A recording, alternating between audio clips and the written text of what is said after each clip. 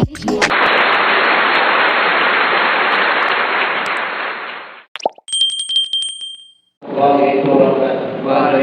warahmatullahi wabarakatuh. Alhamdulillah wassalatu wassalamu ala Rasulillah wa ala alihi wa sahbihi wa man wala. La haula wa la quwwata illa billah. Asyhadu an la ilaha illallah wahdahu la syarika lah wa asyhadu anna Muhammadan abduhu wa rasuluhu la nabiyya ba'dah. Allahumma shalli ala Muhammad wa ala alihi wa sahbihi wa man tabi'ahum bi ihsan ila yaumil qiyamah.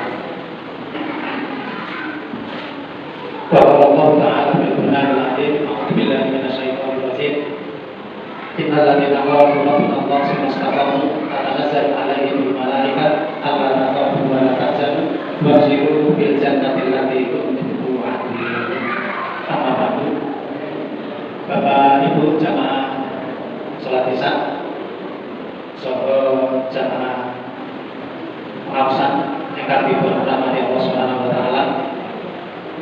Kemudian dalam menika kita ngatakan syukur matur nuwun dumateng Allah Subhanahu wa taala awit nikmat paringipun dumateng kita sae ingkang awujud kasarasan kesempatan iman Islam saha sanes-sanesipun. Boten saged kita sebab setunggal pokok setunggal. Sebab menapa boten saged dipun awit nikmatipun Allah sanes bukakan satu. Wa in ta'uddu nikmatallahi la tuhsuha. Kalau manusia mau menghitung nikmatnya Allah, karunia Allah, keutamaan Allah, maka sebetulnya manusia itu tidak akan dapat menghitung. Misalnya kata ikut, nek boten pitados, panjenengan kekan piyambak. Cacat Bu. Cacat boten Bu. Apakah saya alasan? Apa bedanya salah derek sekali? Ingkang derek asal muda. Kita pas. Utawi bila sedikit. Mungkin kalau panjenengan sedaya saya dados kabaripun Allah ingkang tansah syukur. Wonten ing kawontenan punapa kemawon. Baik dalam keadaan lapang, baik dalam keadaan sempit, baik dalam keadaan punya, baik dalam keadaan tidak punya, baik dalam keadaan pas-pasan. Yang penting kita harus menjadi hamba yang bersyukur. Karena dengan syukur kita kepada Allah dalam kondisi apapun, itu yang akan membawa kita kepada kecukupan. Jadi syukur membawa kita kepada kecukupan dari Allah Subhanahu wa taala. Syukur membawa kita kepada pintu-pintu nikmat yang akan diberikan dan dibukakan oleh Allah Subhanahu wa taala. Dan ini harus diyakini Bapak Ibu. La in syakartum la azidannakum. Ayat itu dibarengi dengan huruf-huruf yang memang menguatkan. Huruf-huruf yang menguatkan. Artinya ayat itu kemudian menjadi kuat. Nah kalau ayat itu sudah kuat, masa kita tidak meyakininya. Ini poin-poin penting yang mesti harus kita ingat Bapak Ibu dan harus kita yakini. Karena kalau kita selalu ingat dan kita selalu yakini, maka insya Allah hidup kita ini nyaman. Selawat dan juga salam kita akan kepada baginda Rasulullah SAW yang telah memberikan kepada kita ilmu, yang telah memberikan kepada kita penjelasan tentang Islam, dan yang telah memberikan contoh-contoh teladan di dalam beribadah maupun di dalam kehidupan. Maka kalau Rasulullah telah memberikan contoh-contoh dalam hal ubudiyah dan kehidupan, maka tidak ada panutan lain dalam hal ubudiyah dan kehidupan kecuali kembali kepada Rasulullah Sallallahu Alaihi Wasallam.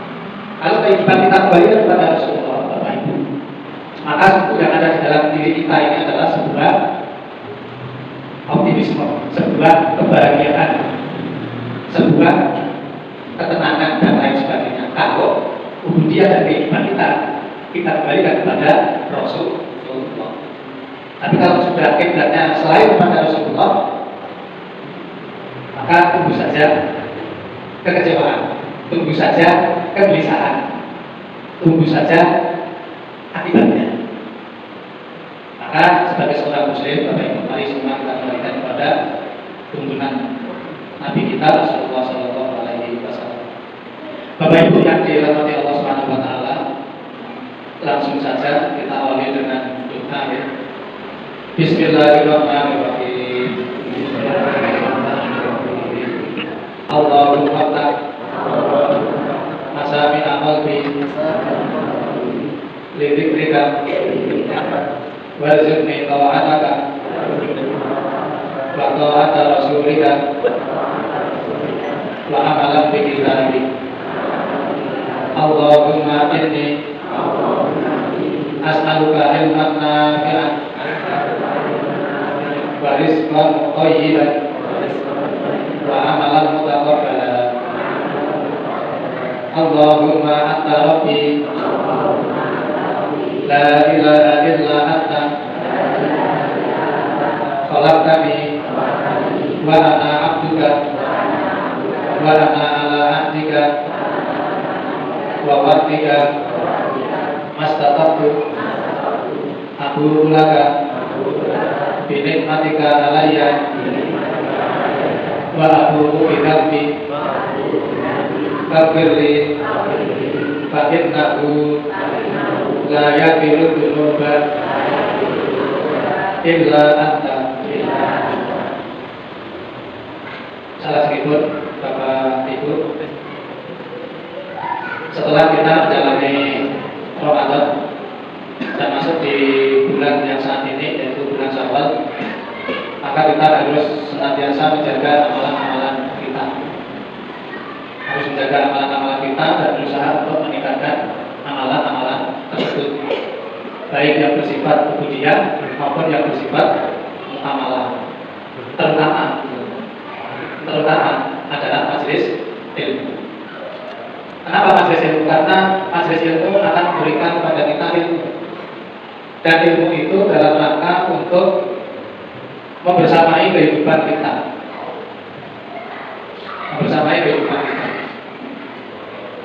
Oleh karena itu, sungguh bahwa ilmu diangkat setinggi-tingginya oleh Allah Subhanahu wa Ta'ala. Dan pada saat ini Bapak Ibu, kita sedang berada di sebuah tempat yang sangat dicintai oleh Allah Subhanahu wa Ta'ala. Saja sabda Nabi hadis itu menyatakan Muslim akan berbilang ilallah di masjid juga, wa afdalul bilad ilallah aswaqah. Tempat yang paling dicintai oleh Allah adalah masjid, dan tempat yang paling dibenci oleh Allah adalah pasar. Kita bicara tentang masjid Bapak Ibu. Jadi saat ini, hari ini, jam ini, setelah sholat isya kita masih berada di masjid. Artinya selama ini kita berada di tempat yang dicintai oleh Allah Subhanahu wa Ta'ala. Jadi kita sedang berada di sebuah tempat yang dicintai oleh Allah Subhanahu wa Ta'ala, yaitu masjid. Apa yang menjadi alasan? Apa yang menjadi alasannya Bapak Ibu? Yang menjadi alasannya adalah paling tidak masjid menjadi satu tempat untuk mengingat Allah Subhanahu wa Ta'ala. Maka dzikrillah, jadi tempat untuk mengingat Allah. Itu masjid. Kalau di pasar kadang mungkin tidak pernah mengingat Allah, mungkin tapi frekuensinya kecil. Kira betul. Kalau di masjid, mau tidak mau sadar tidak sadar, diakui tidak diakui, pasti kita mengingat Allah Subhanahu wa Ta'ala. Jadi kenapa masjid dicintai oleh Allah? Karena termasuk salah satu makna dzikrillah, tempat untuk mengingat Allah Subhanahu wa Ta'ala. Kedua, maka liqamati sholat adalah tempat untuk mendirikan sholat atau untuk beribadah. Jadi tempat untuk beribadah kepada Allah Subhanahu wa Ta'ala. Dan masih banyak lagi. Oleh karena itu, ketika kita senantiasa berada di masjid, Bapak Ibu, maka berbahagialah kita. Namun basilis, wah lagi kemudian panas sangat Pak. Saat ini, tapi dari karena sangat yang itu, enten sing menggalang, enten sing dahar, enten sing unjuk, enten sing nongkrong kan. Ini kurang. Kenapa daripada di sini temennya juga agak banyak, tetapi kita harus bahagia karena kita dilihat oleh Allah Subhanahu wa Ta'ala. Dan masih banyak lagi, ada pun di pasar, saya kira tidak perlu dijelaskan panjang lebar. Hanya saya bacakan saja menurut Imam Yahya bin Sa'ad An-Nawawi surga yang tersebut yaitu karena pasar, karena pasar ya, menjadi tempat mungkin seseorang menipu, mungkin ya sebagai kecil, atau ada kesempatan, kemudian riba, janji palsu, pengingkaran janji, mengabaikan hak Allah. Jadi banyak hal yang benar ketika kita tidak mengingat Allah Subhanahu wa Ta'ala. Tapi bukan berarti kita tidak boleh pasar. Mau kemana kita membelajarkan ke pasar? Memenuhi kebutuhan kemana kita kalau tidak pergi ke pasar? Maka boleh saja, asalkan kemudian di dalam pasar itu kita tidak membuat hal-hal yang dapat mengurangi daripada keimanan kita kepada Allah Subhanahu wa Ta'ala. Nah, ini cuma motivasi awal. Kemudian yang kedua, kita sekarang ini baru berada di salah satu taman surga. Mana betul Bu? Seandainya dengan itu masuk surga, kemudian di sana banyak taman, Anda bisa masuk di salah satu tempat taman surga itu, apa betul? Aku mulai sadar melebut konten perangan taman-taman surga, pasti senang. Kenapa? Karena taman surga itu menarik pemandangannya, enak untuk dirasakan, dirasa dan lain sebagainya. Maka termasuk majelis ilmu kita saat ini menjadi salah satu bagian dari taman surga, tetapi di dunia. Taman surga di dunia itu diantaranya bermajelis ilmu. Maka Rasulullah SAW kita tahu biriyadil jannah fartahu qala ya Rasulullah wa biriyadil jannah qala majalisul ilmi. Nabi Muhammad SAW bersabda, ketika lewat kalian di taman-taman surga, maka singgahlah. Sahabat bertanya, wahai Rasulullah, apa taman-taman surga itu? Rasulullah menjawab, taman-taman surga itu adalah majelis-majelis ilmu. Berbahagia kan Bapak Ibu sekarang ini kita bermajelis ilmu. Mau terima susah. Berada di taman surga susah gitu ya. Mudah-mudahan Allah memberikan iman kepada kita, memberikan petunjuk kepada kita sehingga mencintai di antara taman-taman surga. Yang insya Allah besok kita akan memasuki di taman-taman surga yang ada di sana. Insya Allah.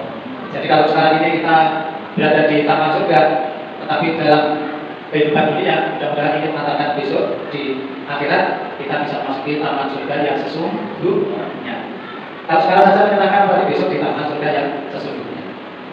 Jadi ada sahabat yang bertanya, apa sih yang Rasulullah yang berjana itu?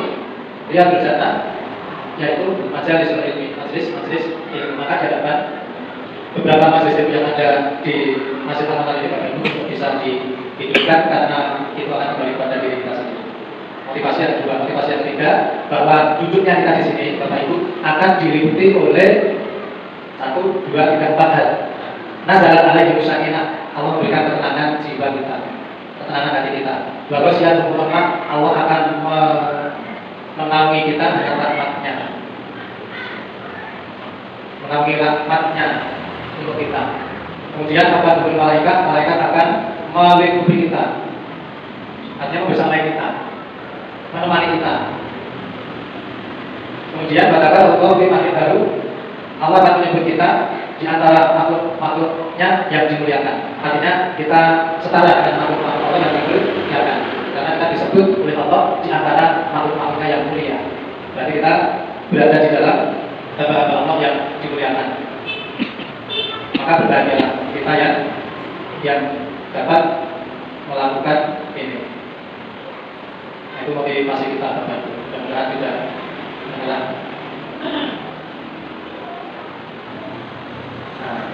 Ada pun kajian kita malam hari ini melanjutkan Quran Surah Al-Mu'minun yang akan kita pelajari Bapak Ibu.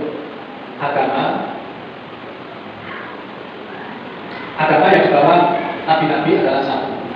Jadi bahwa agama yang dibawa oleh para nabi, para rasul itu pada dasarnya adalah satu Bapak Ibu. Tidak dua, tidak tiga, satu. Apa? Agama yang dibawa oleh para nabi itu adalah al-Islam atau tauhid.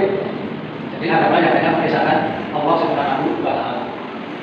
A'udzubillahi minasyaitonir rajim. Bismillahirrahmanirrahim. Ya ayyuhar rusulu kulu min thayyibati wa'malu shalihan inni bima ta'maluna alim. Wa inna hadhihi ummatukum ummatan wahidah wa ana rabbukum fattaqun.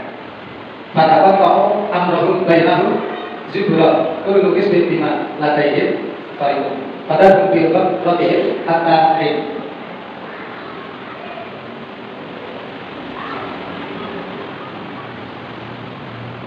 Ayat sabun bahan nama itu bihi mimma libabani musari lahum fil khairati bal la yashkurun. Wahai Rasul-Rasul, makanlah dari makanan yang baik-baik. Nah, ini ayat ke-51. Ayat 51 sampai dengan 56. Itu terkait dengan agama yang dibawa oleh para nabi sesungguhnya adalah satu. Wahai Rasul-Rasul, wahai para Rasul, makanlah dari makanan yang baik-baik dan kerjakanlah amal yang soleh atau amal soleh. Sesungguhnya aku maha mengetahui apa yang kamu kerjakan.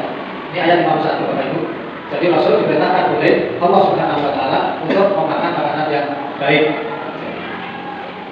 makanan yang baik, makanan yang thayyib, baik dalam pengertian halal, kemudian juga cara mendapatkannya. Jadi jangan sampai Bapak Ibu kita makan dari makanan yang haram, halal zatnya atau halal caranya. Kalau di ayat yang lain itu halal atau thayyiban, yang halal dan yang baik. Baik itu termasuk bermanfaat bagi tubuh kita. Kalau seandainya makanan itu tidak bermanfaat bagi tubuh kita, maka itu tidak bisa dikategorikan sebagai sesuatu yang thayyib. Contoh kita punya darah tinggi, tapi kita sama sate. Cinta kan betul sate apa itu? Cinta kan betul teman terbaik.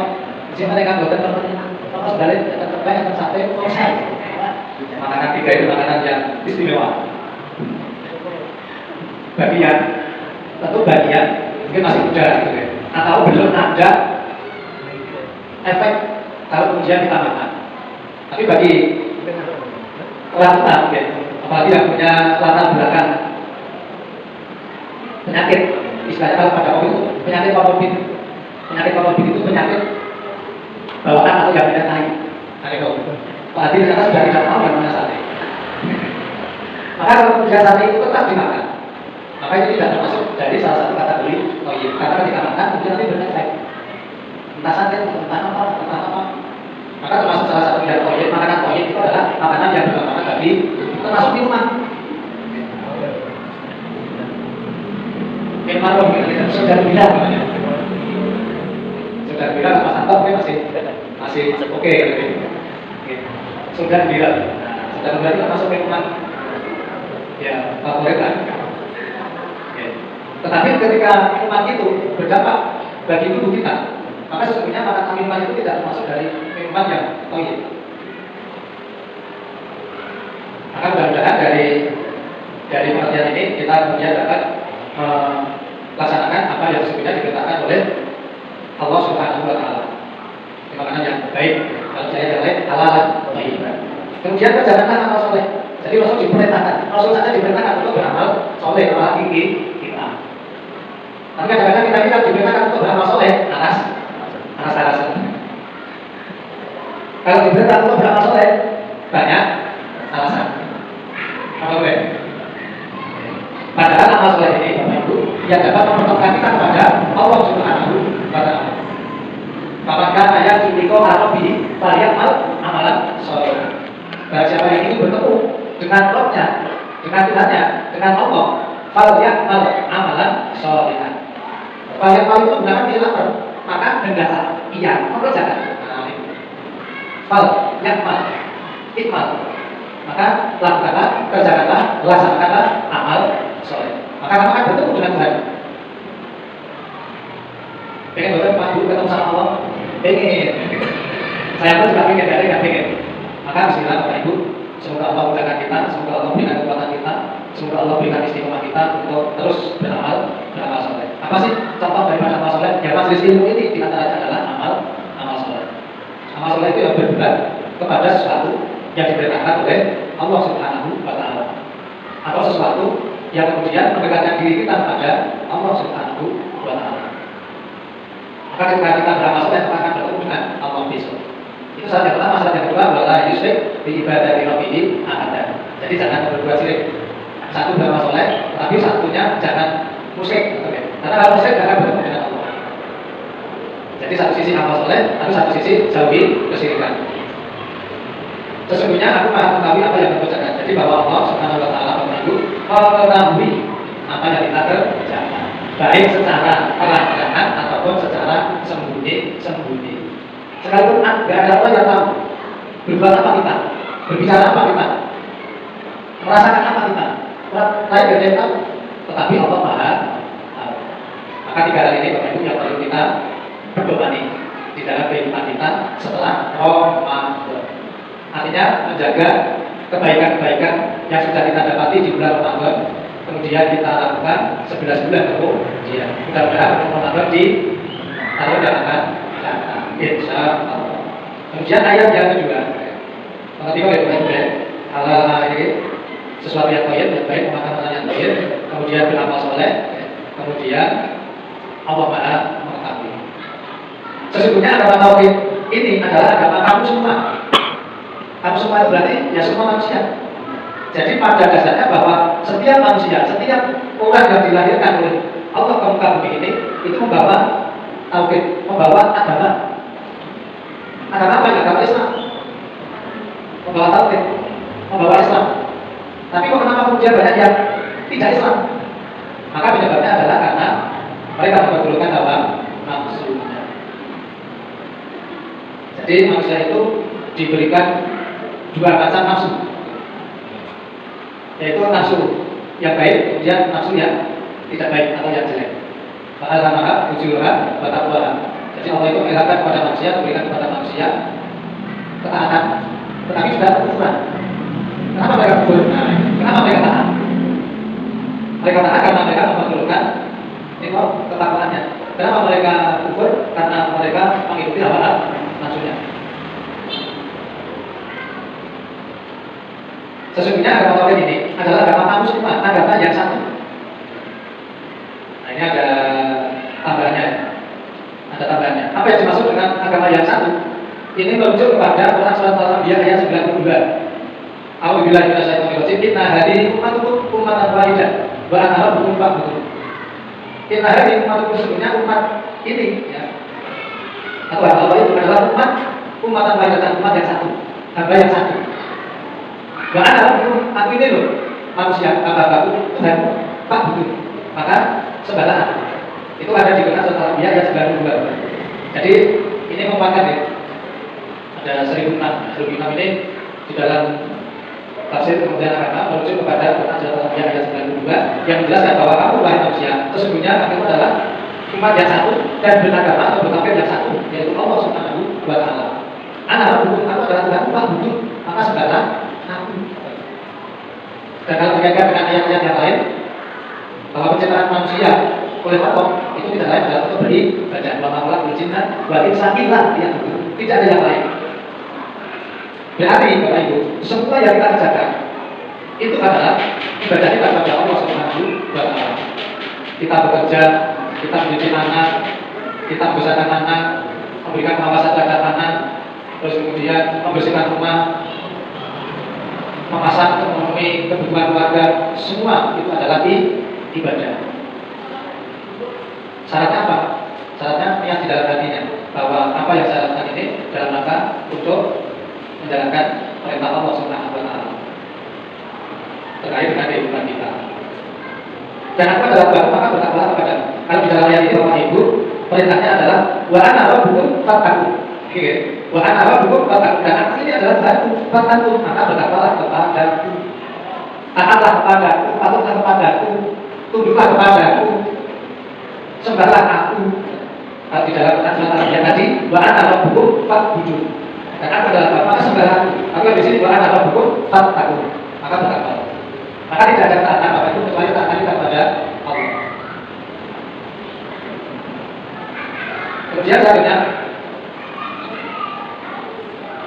Kemudian mereka mengikut Rasul itu menjadikan agama mereka terpecah belah menjadi beberapa pecahan. Nah ini. Jadi kenapa kemudian para pengikut Rasul itu menjadikan agama mereka terpecah belah menjadi beberapa pecahan yang golongan merasa bangga dengan apa yang ada pada sisi mereka masing-masing. Jadi pada prinsipnya Bapak Ibu, sesungguhnya agama yang kita bawa adalah agama tauhid, agama yang satu. Tapi kemudian terpecah-pecah karena masing-masing itu merasa benar sendiri, sehingga bangga dengan apa yang diyakininya dan mengabaikan yang lain.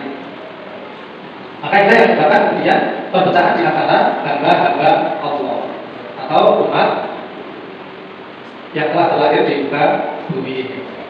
Jadi mereka memperdulikan kata hatinya, tapi juga ada di antara mereka yang mempergunakan hawa nafsu. Pada hukum biar konten atakin, maka biarkan mereka dalam kesesatan sampai suatu waktu. Jadi Bapak Ibu, ketika melihat, ketika mendengar, ya, orang lain itu kemudian tidak taat kepada Allah, ingkar kepada Allah, kufur kepada Allah, menjauhi Allah, tidak menjalankan perintah-perintah Allah, biarkan. Karena kalau memang masih bisa diingatkan, diingatkan. Kalau masih bisa dinasihati, dinasihati. Kalau masih bisa diberikan pengertian, berikan pengertian. Tetapi kalau semua sudah terbentuk, maka di dalam satu ayat kemarin dibacakan oleh Ustaz Jazuli itu sumur, hukum, ujung, baru ayat itu inalillahi wa inna ilaihi raji'un. Karena mata sudah tidak melihat, telinga sudah tidak mendengar, kemudian sama-sama selalu ingkar kepada Allah, jadi maka biarkanlah mereka dalam kesesatan sampai suatu waktu. Artinya ya sudahlah, biarkan besok di hari pertanggungjawaban mereka akan mempertanggungjawabkan sendiri. Panjenengan yang menasihati terlepas dari dosa, panjenengan yang memberi ingat terlepas dari dosa, panjenengan yang telah memberikan nasihat terlepas dari dosa. Ayat sabda anak mampu lebih minimal bebannya. Apakah jangan kira bahwa harta dan anak-anak yang kami berikan kepada mereka itu berarti bahwa artinya berarti. Jadi apakah mereka kira bahwa hartanya dan anak-anaknya itu akan memberikan kepada mereka manfaat? Ayat sabda anak mampu lebih minimal bebannya. Maka ini jadi tanggung jawab atau jadi tanggung jawab kita, Bapak Ibu, ketika kita diberikan harta oleh Allah, hendaknya diperuntukkan kembali kepada Allah Subhanahu wa Ta'ala. Artinya tidak kemudian kita hambur-hamburkan. Harta yang Allah titipkan kepada kita tidak lantas kemudian kita buang sia-sia. Artinya kita harus bisa mengelola, harus bisa manage harta yang Allah titipkan kepada kita dan juga anak-anak kita sehingga besok akan bermanfaat bagi kita. Jadi ini sebuah sindiran dari Allah Subhanahu. Apakah mereka mengira bahwa hartanya, bahwa anaknya akan memberikan manfaat bagi mereka, akan memberikan pertolongan bagi mereka? Kalau digunakan, kalau dididik sesuai dengan petunjuk Allah dan Rasulnya, maka akan bermanfaat. Tetapi kalau tidak, alamat yang akan mendorong kepada kita, alamat yang akan mendorong kita kepada tempat siksaan di hari akhir nanti. Maka Bapak Ibu, pesannya adalah agar anak kita dan anak kita senantiasa kita arahkan untuk taat kepada Allah dan Rasul-Rasulnya. Mudah-mudahan apa yang kita miliki senantiasa diberikan petunjuk oleh Allah Subhanahu wa Ta'ala. Kemudian yang terakhir ayat 56. Musa'id lahum bil khairati bal la yash'urun. Kami bersegera memberikan kebaikan-kebaikan kepada mereka. Tidak sebenarnya mereka tidak sadar. Jadi bahwa Allah itu sebenarnya memberikan kebaikan kepada mereka. Tidak, sebenarnya mereka tidak sadar. Jadi kembali kepada Quran surat dikuatkan oleh Quran surat At-Taubah ayat 55. A'udzubillahi minasyaitonir rajim. Wala tujibu amaluhum wala auladuhum inna ma yuridu Allahu liyu'adhibahum biha fil hayatid dunya wa tazhaqu anfusuhum wa hum kafirun. Quran surat At-Taubah ayat 55. Itu yang mengatakan ini. Wala tujibu amaluhum wala auladuhum. Janganlah kau terkejut, janganlah kau kaget, janganlah kau terheran, janganlah kau ingin. Hartanya ataupun anak-anak mereka. Inna ma yuridu Allah, sesungguhnya Allah ingin memberikan azab kepada mereka. Berarti ayat ini anak harta dan anak-anak yang tidak ditujukan kepada Allah dan Rasulnya, ya, artinya tidak ditujukan kepada yang dituntutkan sesuai dengan syariat. Maka sesungguhnya itu pertanda Allah akan memberikan azab atas harta dan anak-anak mereka fil hayatid dunya, di dalam kehidupan dunia. Jadi harta itu menyebabkan azab dari Allah. Anak juga dapat menyebabkan azab dari Allah ketika keduanya itu menjauhkan diri dari Allah Subhanahu wa Ta'ala. Lihat di bahu pihak fil hayatid dunya, dalam kehidupan dunia, batas hak orang tersebut bahwa kafir dan mereka akan mati dalam keadaan kafir atau kufur. Alhamdulillah. Mudah-mudahan kata kita, anak-anak kita senantiasa membawa kita pada surga. Maka Bapak Ibu kita saja kalau akan Quran surat Al-Mu'minun, ini surat ke-23 ayat 51 sampai dengan 56. Yang penekanan intinya ayat ini adalah bahwa agama yang dibawa oleh para nabi dan rasul itu sesungguhnya adalah satu, yaitu agama tauhid. Tidak juga, tidak tiga, tidak. Subhanallah wa bihamdihi, asyhadu an la ilaha illa anta, astaghfiruka wa atubu ilaik. Assalamualaikum warahmatullahi wabarakatuh.